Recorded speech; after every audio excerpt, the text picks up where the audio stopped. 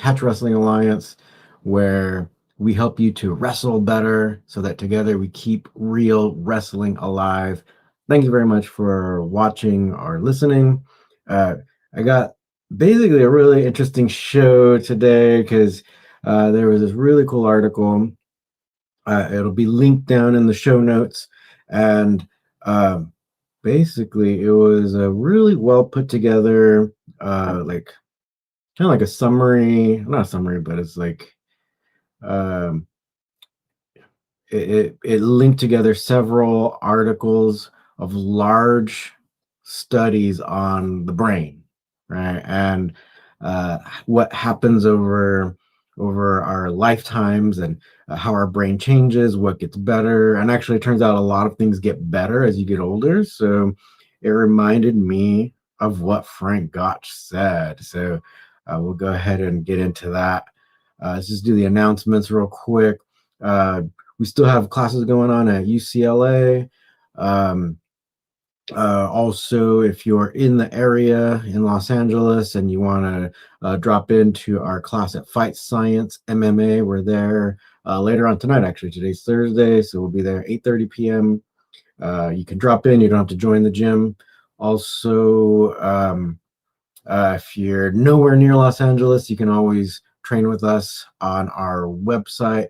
You can become a member of our training group, or we also have a lot of one-off classes or one-off courses there on our website, catchwrestlingalliance.com.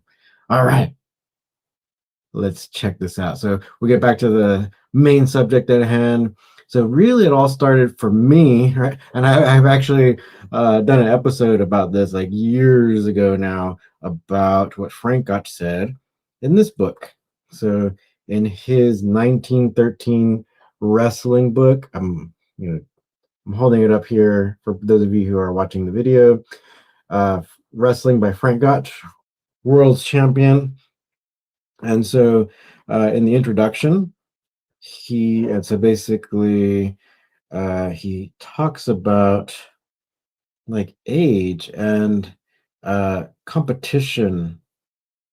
So while he's talking about competition, is what I think is really funny. Actually, this will be a little side note where he talks about in the same like couple pages. He talks about like, oh, now actually let's try to find the thing. Brutality is sternly repressed today. Practically any hold or method of procedure that was allowed in the days of old. Men might strangle, gouge, or snap the limbs of an adversary, provided they had an opportunity of doing so. But in a modern match, the stranglehold is not allowed as a rule. Neither is the full Nelson or the hang, and many referees even refuse to allow the arm across the mouth hold, although it is occasionally brought into use when the contest is under purely Lancashire rules. No matter what may be said, there is absolutely no brutality attached to modern wrestling. So imagine like this was written back in 1913. So it's only gotten like Frank would probably be very upset today if he saw like the progression of amateur wrestling. And like, or even like pro wrestling, like, so if this is his true belief, I mean, it's only gotten like less brutal over the decades. But anyway, that's just a little side note. But what I want to get into is, I thought I had it like right here. Oh yeah, it's right here on the next page.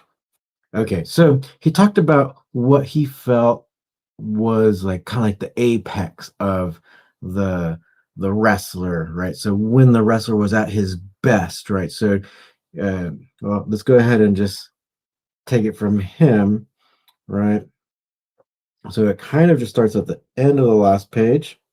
So men are competing today who were before the public 20 years ago.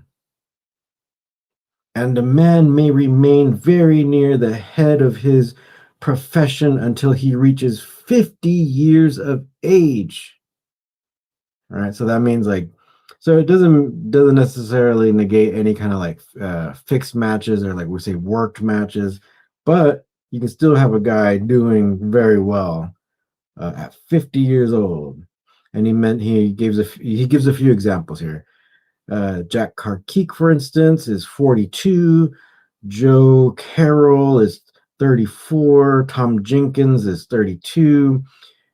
There are but three, and although it cannot be denied that a wrestler has reached his prime at 40, the fact still remains that skill and experience go far to balance a handicap in the matter of years, right?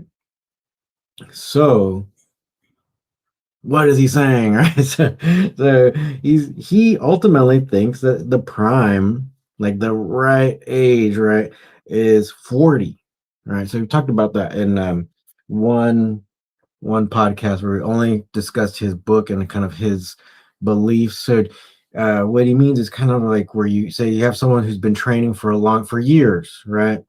And maybe they went pro in their 20s or whatever, but if they continue to train, they get better, right? And then also not only do they get better with like say like the amount of reps or the amount of competitions they've been doing, they've also gotten better at like discerning when to use a technique, when you want to use power, when you want to rest, when you want to relax. And a lot of times, like say, like they always assume like the younger wrestler is going to be very fast and they're going to rely on the speed and strength to win. But Frank is saying here, like, so with all that experience, you might or throughout the years you might realize, well, I don't have to use so much strength, or I don't have to go so fast, I don't have to rush. And a lot of times you might know ways to slow someone down who's faster, right? Tying them up with your hand fighting or um, different things that you would have gained over the years, right? So with that experience, and if you continue training, Frank Gotch felt that like age 40 is like that sweet spot. And then he mentions that, you know, in his days, he gives an example where it's like someone in age 50 is still at the top of the or still doing very, very well. So in wrestling. So with that being said, is like so that's like his opinion in his book. He just kind of he mentions a few names. A couple of them are still in their 30s, right? Unfortunately, Frank Gotch died before he even reached 40, but this was his opinion. And recently, there's been a lot of research in like brain development and the whole idea um, of like what actually changes and is like youth the actual like apex like in your 20s and stuff. So I want to kind of give you an example of like what have we discovered, and there's basically a lot of research that has been done on like tens of thousands of people. So I'd like to kind of give you a like a little background here.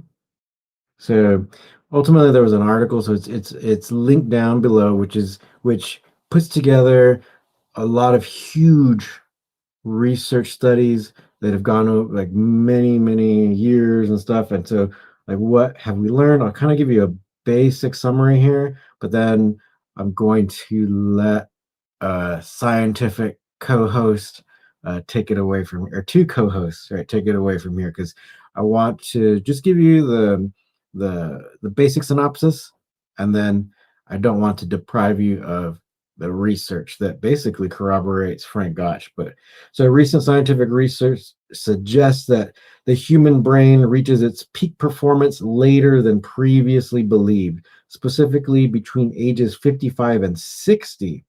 While raw processing speed and memory might diminish after youth, older adults often exhibit superior complex decision making, emotional intelligence, and accumulated knowledge. This cognitive evolution is described as a reshuffling of abilities where social wisdom and refined judgment compensate for slower mental mechanics. Large scale studies indicate that overall psychological functioning thrives in late midlife as the brain maintains structural stability and optimizes the use of decades of experience. Consequently, these findings challenge age related stereotypes by demonstrating that older individuals are uniquely equipped for high level leadership and strategic problem solving. Success in later life is increasingly viewed not as a period of decline, but as the culmination of lifelong development and intellectual growth. So it's like when I just came across that article, and um, then it just reminded me Frank Gotch's book, like because I thought it was interesting that Frank Gotch put that in the introduction of his book because he wasn't there. He wasn't even 40 yet when the book was written, and unfortunately, just a few years after this was written, he passed away. So um, it was like only his belief, really, at that time, and he never got a chance to really show off what he could have done past age 40. But but the research is kind of like corroborating the whole idea, where it's like with the lived experience, the lived matches, the lived training, it helps you to discern better, like when to use a technique, or you'll understand a technique. Um, um, so that is why I think that corroborates his his opinion. So at that time, I think you can just say it was an opinion, but now we have tons of evidence to support Frank's opinion. Right. So I've used Google's Notebook LM to like basically crunch all the data from the studies and the article and stuff. So they put together a podcast version where they give you all the details. Like, because right now I felt like I just kind of gave you an idea. I told you what Frank Gotch believed and kind of showed you kind of a synopsis of this article, but I don't want to deprive you of a lot of the detail. And Google put it together in a real interesting way. That's kind of it's interesting and fun to listen to. So I made a video of it, and I'll go ahead and play it. But before we do that, let's go ahead and give a shout out to the people commenting. Um, AZ Ray videos, yeah, cool article, fun video idea. Thanks for watching. So what I did with the synopsis is I added um, like I added the subtitles so you can read along. So it should be really easy and fun to listen to. So AZ Ray videos, higher psychological understanding with older age sounds like wisdom with a science spin to it. Yep, you got it. So oh yeah. Oh, here we go. One more comment. So Wachimil. It's a good point. Also, as you get older, you notice that life at times has patterns. The more patterns you observe, the more you will be prepared for what life throws at you. Exactly, exactly. So I think this is basically Frank Gotch's point, but now we have a ton of evidence. So since we have a ton of evidence, let's go ahead and share that with you. So this will be like about 12 minutes long. So it's going to do a deep dive, but it's in a fun and entertaining way. Okay. So I prepared this for you. So it's not just like something I got from online or whatever. I put this together just for you because, like, why not take a deep dive into some of the science in a fun way? All right. So I hope you enjoy it. Here we go. I have to be honest, I had this moment the other day. Yeah. Yeah, it was a Tuesday afternoon. I'm in a meeting, trying to pull up a name. You know the feeling, that guy from that thing, and it was just gone, just vaporized. And my first thought, my immediate gut reaction was, well, that's it. The warranty's up. My brain's peaked. Ah, the classic senior moment panic. It's incredibly common. you know? Is it? Absolutely. We have this pervasive cultural idea that once you hit your 30s, your best thinking years are already behind you. Exactly. You start seeing a few gray hairs and you assume your brain is on this slow, inevitable slide. Like a smartphone battery that just degrades over time. That's the perfect analogy. But Yeah. today, we're going to completely flip that script because I've got this stack of research here that suggests my little panic was, well, let's just say it was premature. Considerably premature. In fact, if we look at the data we have for this deep dive, that anxiety is scientifically unfounded. We're looking at a fascinating article by Jordan Cooper, and it pulls together some really heavy-hitting research. It really does. I mean, we're talking about studies from MIT, Massachusetts General Hospital. The University of Western Australia, Cambridge, the University of Warsaw. Yeah. This is big data. Right. This is not a blog post. This is rigorous neuroscience. And the headline finding, it challenges pretty much everything we think we know about aging. Which is? Contrary to popular belief, the human brain actually peaks in the late 50s. The late 50s. That's right. Yeah. And not in a sort of, oh, you're still doing okay for your age kind of way. Yep. No. The research suggests that for the things that really matter, like complex decision-making, leadership, seeing the big picture, your late 50s might just be the absolute sweet spot. I love that phrase, the sweet spot. So our mission today is to really debunk this myth of universal cognitive decline. Mm-hmm. We're going to look at why we think we get dumber as we age and why the science says we actually get, well, better. Or at least, significantly more effective. Mm-hmm. It's an optimistic take, but I want to be clear. It's grounded in very solid analysis of brain architecture and psychological traits. Okay, so let's unpack that myth first. Where did this idea come from? That we peak at 25 and then it's all just downhill. It feels so ingrained. Well, it's not entirely wrong. It's more of a partial truth that just got blown way out of proportion. How so? For a long time, psychology was very focused on speed-based metrics. Things like reaction time, raw processing speed. Right. And if you only look at those specific metrics, then yes, physical performance and that raw neural processing speed, they do peak in your mid-20s, maybe early 30s. Okay, so it's like sports. You don't see many 50-year-old Olympic sprinters. If the brain is a muscle, the fast-twitch fibers slow down. Precisely. If mental function was a 100-meter dash, the 20-year-olds would win every single time. But it's not. But life, and especially complex work, leadership, strategy, it's not a 100-meter dash. It's more like a marathon, through a maze. Which brings us to this huge study from MIT and Massachusetts General Hospital. They looked at nearly 50,000 people. I mean, that's a massive sample size. It's huge. And the researchers, Joshua Hartshorn and Laura Germain, what they found was that cognitive skills don't all peak at once. So it's not one big mountain you climb and then just fall off the other side? No, it's more like a whole mountain range with scattered peaks. Scattered peaks. I like that visual. So break down the timeline.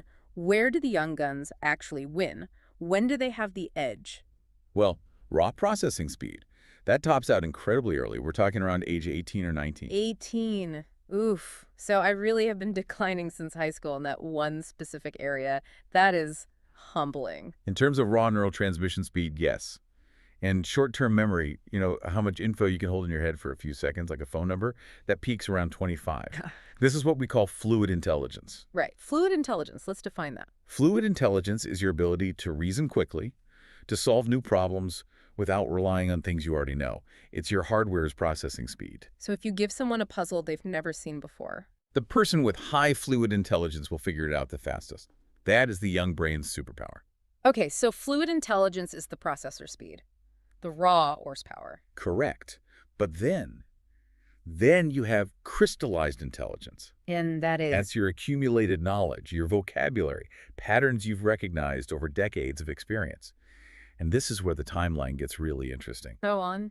The MIT study found that the ability to accurately evaluate other people's emotional states, which you could argue is the absolute cornerstone of leadership, that doesn't peak until your 40s and 50s. Which makes total sense when you stop and think about it. Doesn't it? I mean, think how much better you are at reading a room now than you were at 22. At 22, I was just trying to figure out what I was feeling. Exactly. You were projecting. Huh? But in your 40s and 50s, you have this huge database of human behavior to draw from. A mental library of every awkward meeting and failed negotiation? Exactly. And here's where it gets really fascinating with vocabulary. We used to think it peaked in our late 40s. But this newer data shows it just keeps improving into the late 60s and even early 70s. Why the change? Why are we getting better with words later in life now than, say, previous generations? The researchers think it's societal. We have better education, sure, but also think about modern work. The rise of white-collar jobs means we're constantly reading, writing, communicating. We're always engaged in this lifelong intellectual stimulation. We are literally training our verbal centers every single day. So the brain is just adapting to the workout we're giving it. It's not just sitting there rotting away, it's building on experience. We're kind of weightlifting with our language centers. That's the key takeaway. The brain isn't just deteriorating, it's specializing. Okay, so we've got these scattered peaks. Speed is young, but emotional intelligence and vocabulary are older. But there's a study here that tries to put it all together. The sweet spot index. Right, this is from Zizciniak at the University of Western Australia and Marcin Zajankowski at the University of Warsaw. And this one seems like the big one. This is maybe the most significant piece for our conversation today. They looked at data from over 321,000 people across 10 different studies. And they weren't just looking at one thing. They analyzed 16 different psychological traits. So they threw everything into the mix. Reasoning, memory, but personality too. Exactly. The usual stuff like processing speed, but they also included personality traits like conscientiousness, emotional stability, and then experience-based skills like your resistance to cognitive bias. And when you put all those ingredients into the blender, what comes out? When you weight and combine all those factors into a single comprehensive index of overall psychological functioning, the peak lands squarely between the ages of 55 and 60. 55 to 60. That is amazing. So if you're a character in a video game, that's the level where your overall stat sheet is at its absolute highest. That is a great analogy. You might have lost a few points in agility, sure. But your wisdom, your charisma, and your strategy stats are just through the roof. It's a complex reshuffling. It is. You're essentially trading that raw, fluid intelligence for this incredibly powerful, crystallized wisdom. Let's talk about those personality traits you mentioned, because I think we overlook how much personality affects our effectiveness. You mentioned conscientiousness. Yes. Conscientiousness, one of the big 5 personality traits. It's strongly linked to career success, life satisfaction. It's how organized you are, how dependable, how disciplined. And when does that peak? That trait peaks around age 65. 65. So we literally get more together as we head toward retirement. It seems so. We get less chaotic. And then there's emotional stability, how well you handle stress, how level-headed you are. That doesn't peak until you're approximately 75. Wow. So the whole grumpy old man stereotype is actually statistically wrong. In terms of internal stability, yes. Older adults are generally much, much better at regulating their emotions.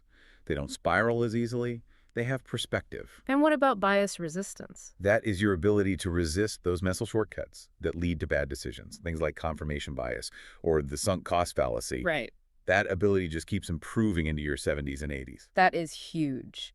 We always hear about how older people might be more susceptible to scams, but this suggests that in many ways they're actually better at spotting nonsense because they've seen it all before. Correct. They're less likely to jump to a conclusion. They recognize the pattern of the bad deal or the risky strategy because they have decades of data points to draw on. And when we look at the real world, this data actually lines up with what we see in high-performance fields, doesn't it?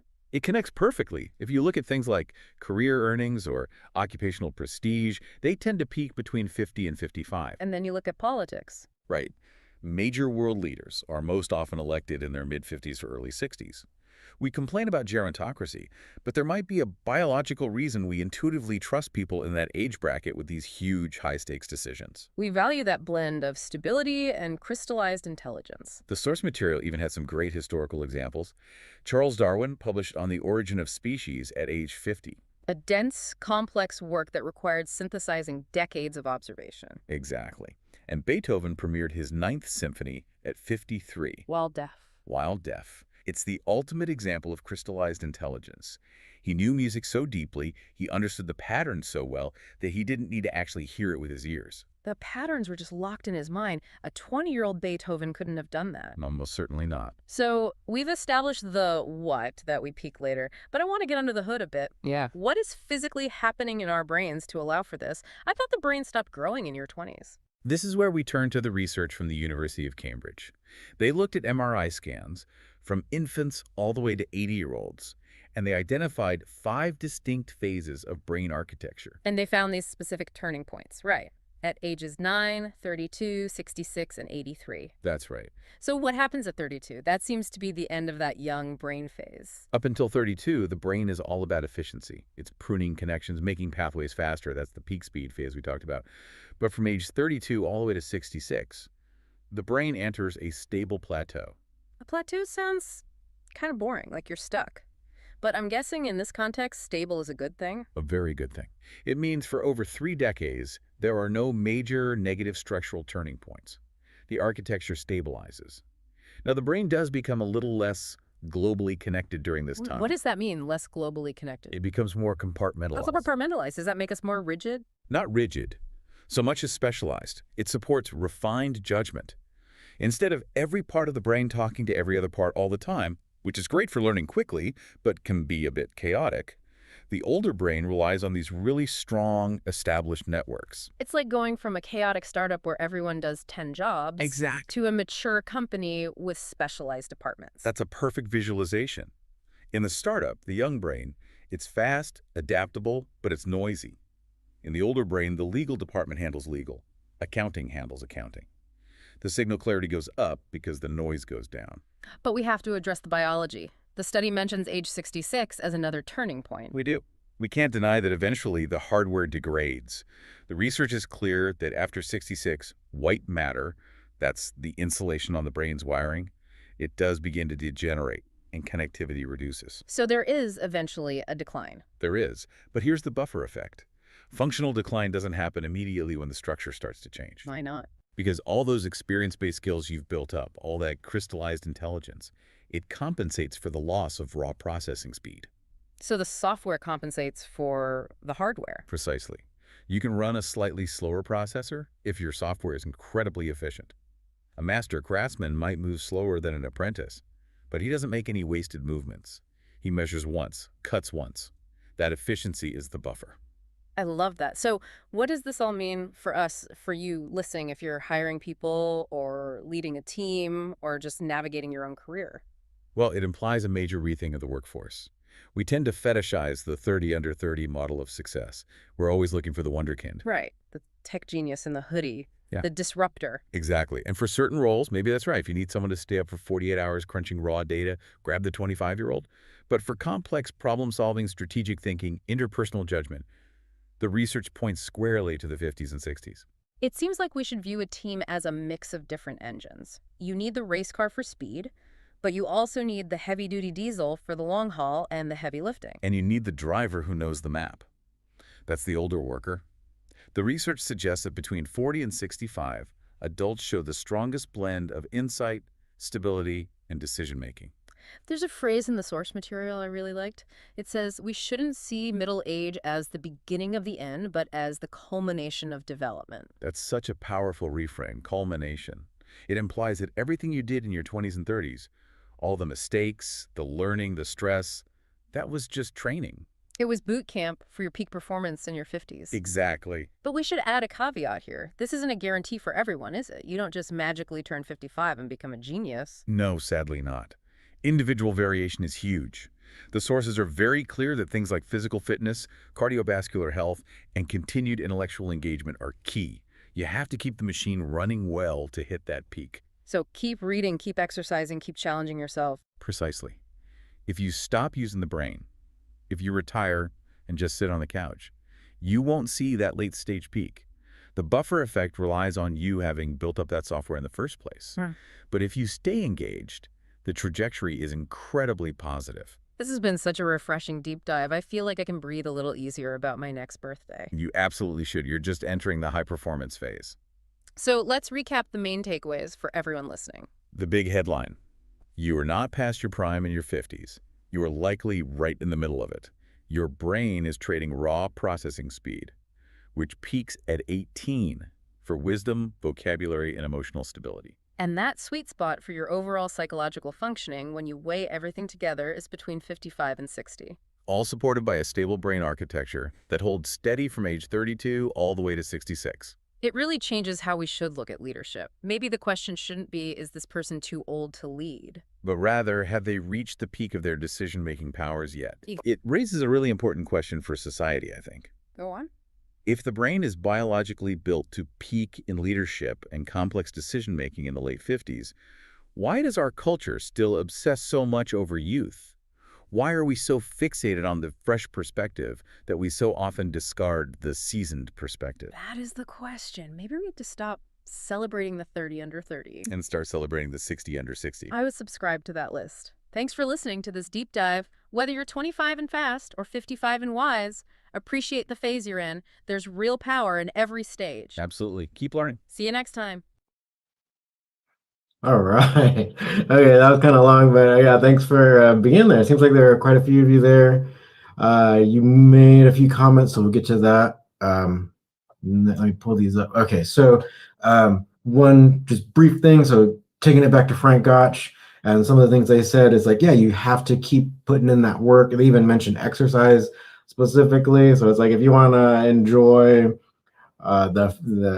these changes that occur over time, you have to be taking care of your body as well. So with the case of wrestling and Frank Gotch, you have to be training, you have to be putting in that work, sparring, competing, and then seeing when is best to use a technique, like when to use energy, when to relax, et cetera, et cetera. So you got to be putting all these things together. Like they said in the deep dive, is like you can't just be sitting around and thinking that you're going to be wise. No, you have to be acting. You have to be putting yourself in these environments. You have to be doing, right, for your brain to build up these patterns, to understand these topics more deeply.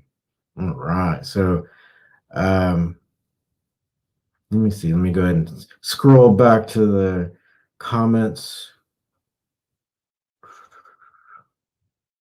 All right, Easy Ray, let's check it out. Okay, I'm sure our environment plays a role in our brain aging, how we stimulate ourselves with growth, reading, fitness, self-improvement, and martial arts like catch. Yeah, 100% right. So if you want to get to that wisdom stage that even Frank Gotch is alluding to, like that age 40, like it's like that intersection between skill and brain wisdom. You have to be putting yourself there. You have to be training. You have to be trying to understand the techniques, how to use that double wrist lock. And that, I think part of that too is like failing at it, right? So you keep trying to, like, I've used the example of the double wrist lock before, but it's like, yeah, you got to keep failing at it, keep getting tapped out with it. That's kind of how Eddie Bravo talks about it too. It's like, if you want to incorporate a technique, you got to get tapped out when you try to use it so many times, and then once you understand it better, then you'll see that you're not getting tapped out as much, right? And then eventually, then you're actually getting the upper hand and submitting people. So yeah, these things take time. So don't feel like you got to be, or actually don't feel like if you just do one class of catch wrestling, now you're a catch wrestler. No, you have to really be spending that time putting in the work. All right. Easy Ray, I've always been a nurture over nature guy. Yeah, I think yeah, I think this could be I think this vast amount of research is kind of supporting that, where it's like they said, where it's like now people's language abilities are getting better because the type of work we're doing is more like reading intensive, reading and expression intensive. So that does change our brain. All right. Okay, Easy Ray. I honestly think everyone has different types of genius and environment depending on their environment, occupation, or careers. For example, gardeners, farmers, architects, archaeologists, teachers, managers, etc. Yes, of course. Yes, and so then that will change your brain over the years. Vaquero Man. What techniques or moves do you think have improved now that you've gotten older? I haven't gotten older, guys. I just stay the same. You know, I'm always great. everything's just perfect. No, I kind of mentioned too, like the whole idea about the double wrist lock. So it's like, I've used it so much that, like even one of the instructors at 10th Planet headquarters was talking to me about it, where he's like, I felt like the Kimura is not such a high level technique, but when I see you roll, you get it on so many people. So you've taken a technique that I feel is like 20% successful, and you brought it up to like 90%. So yeah, that's probably like my personal example. Just because I find people really give it to you, right? They especially if they think they're going to get your back, they really try to they give you their arms, like they wrap their arms around you so tight, right? Because they feel like if they can get to your back, it's like the beginning of the end. So that's what I find. Like people are kind of like giving you their arms in different times. So you just kind of have to wait for that time. And once they really kind of try to reach across your body really far, you can get that double wrist lock and ride it out. Depending on how they react, right? You can ride it out until you can get a submission or a pin. But yeah, that kind of like what we're talking about today. It's like that's exactly what the research was showing, and I believe that's exactly what Frank Gotch was referring to. Unfortunately, yeah, that's a sad thing. It's like now I really wish Frank Gotch could live just like 10 more years or so. Like we could have seen like his theory and practice in himself. That would have been so cool. Let me see. Okay. Who do we got here? Oh, Taquero Man. Honestly, for me, I noticed I just don't overthink as much. I just try to move, collect data, and stay defensively safe to prevent injury. And I think that's part of it too. I think that's a good encapsulation of a lot of these ideas, where it's like better now, or you can recognize when you will be going into a dangerous position and you avoid it. And I think that's what they're talking about, where it's like you had enough experience sparring and training, when you're headed down that path to injury, and you know how to avert, or how to you're going you go away from that, right? So, and also too, the overthinking is great, because say like someone who might be going into their first tournament might be extremely scared, but if you're going into your 20th or whatever, um, you might not be as like completely like scared out of your mind, but you'll still probably have like some kind of nerves or some kind of butterflies or whatever, but you'll probably be able to get into the zone faster and easier than someone who's just starting off. And that's actually, speaking of that, I think there's some research about, say, like self-defense, where it's like, so even if someone's really experienced, a really trained self-defense person, like or let's say like some kind of officer or a bodyguard or something like that. So even if they've have experience defending like their client or whatever, and they've had to have gotten into many fights, or like hopefully the whole idea is like a good bodyguard won't, like, it'll be their job will be boring because they planned so well that nothing bad happens. But sometimes things happen. So what they say is like, even someone with a lot of experience with self-defense, if someone is attacked, they will still have to, like, our brains have to shift into fighting mode, right? Because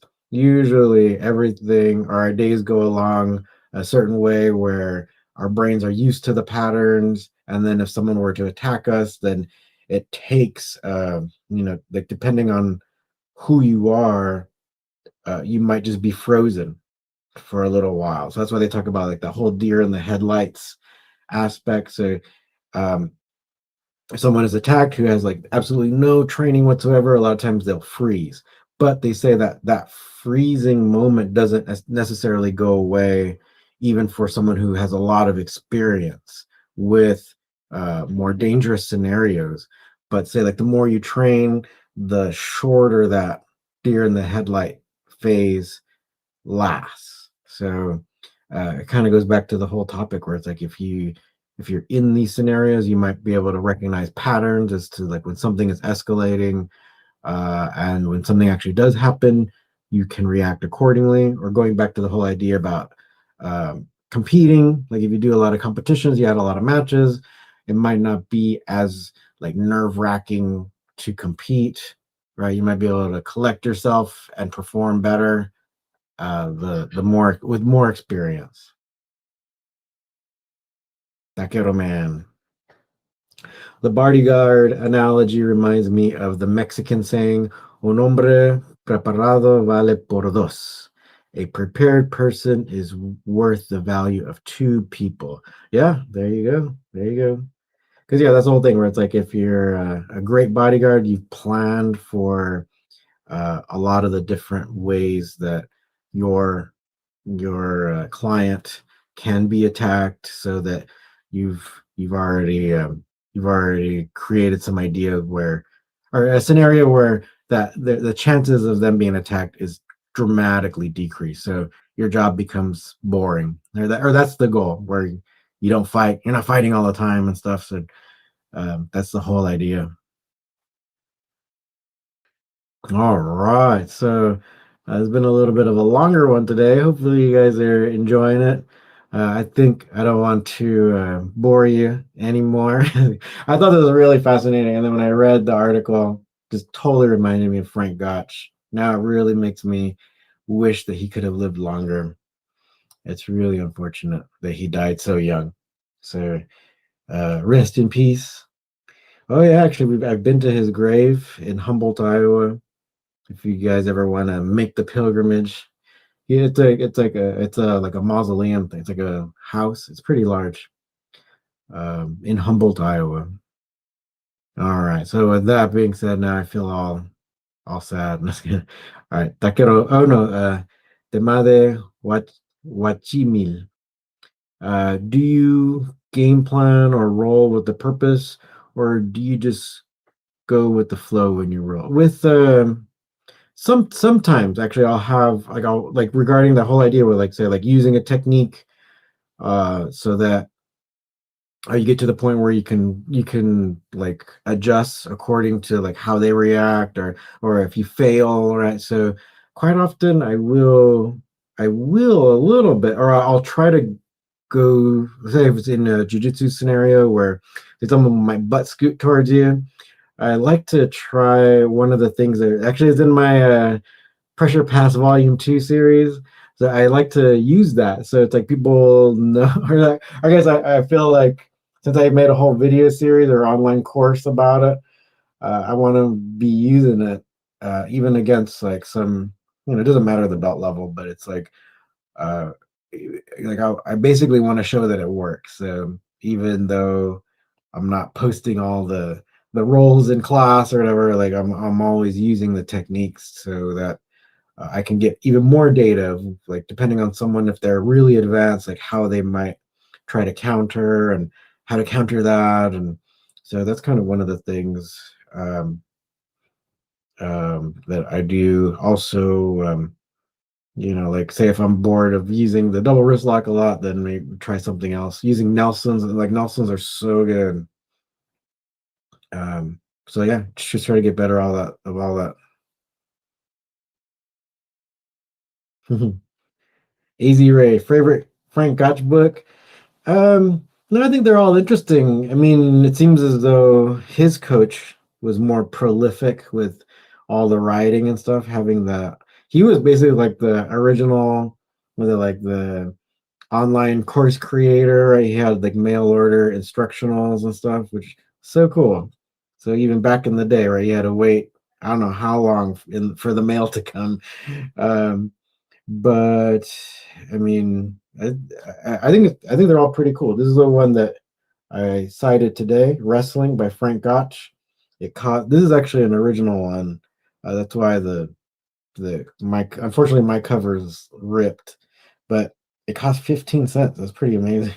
50, and the thing that was cool about it is that, yeah, it has a lot of pictures of techniques. Yeah, I'll go ahead and remove this here. So a lot of pictures the different techniques that were popular or that he felt were important. And it includes some groundwork stuff. Like, yeah, you got head scissors. I'm trying to get that up. You got a nice head scissor there. It's pretty awesome. So I don't know. You can start with this one if you don't have it already. This is still available. You can find it. I'm sure you can find it on Amazon. Oh, I should have looked it up, right, and put a Amazon link or something. Well, maybe I'll try to update the show notes. If I'll look it up on Amazon, see if it's there, and if it's there, I'll add a link to the show notes. Easy Ray. We'll be doing a deep dive of lucha libre, origins with Flemish, French catch wrestling. Seems like early lucha libre in the late 1880s looked a lot like catch wrestling with high flying, while high flying didn't start until the 70s. Yeah, you're right. Actually, I did one. It's probably like maybe 2 years ago now, or at least a year ago, if not two. But yeah. We can maybe do another one, adding the whole Flemish like influence, which is pretty interesting, right? So you have this whole idea where people coming from mainland Europe through England and they had their own wrestling, and they kind of changed the wrestling of the Northerners in Northern England, and that really spread across the world. Even into Mexico, but also Mexico had that whole different idea where it's like you did have the Greco-Roman influence or the French wrestling influence that kind of hit a little bit earlier, and then eventually it all mixed up. So yeah, maybe I can I'll do another one. Yeah, because I think it's still relevant, So then I'll maybe check if there's even like newer research that has come out, right? So say like even like a lot of the brain research is still emerging. So I'm sure if we kind of look at one subject again in the future, more research or more evidence will come to light. So it's always good to check back on these different subjects. All right, so I'm gonna go ahead and leave you here. So thank you very much for joining me. We're always here to help you to wrestle better, and hopefully together we can keep real wrestling alive. I'll see you next time. Thank you so much.